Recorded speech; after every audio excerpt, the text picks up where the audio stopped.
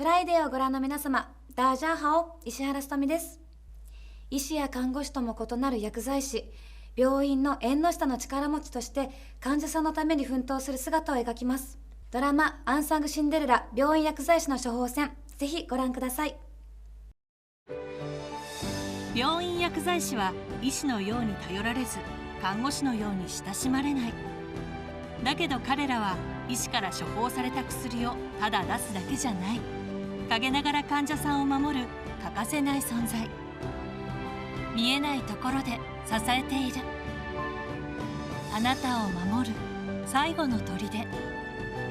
アンサングシンデレラ、4月9日木曜夜10時スタート。薬剤師も患者さんの命を救うことあるんですね。救ったのは医者だ。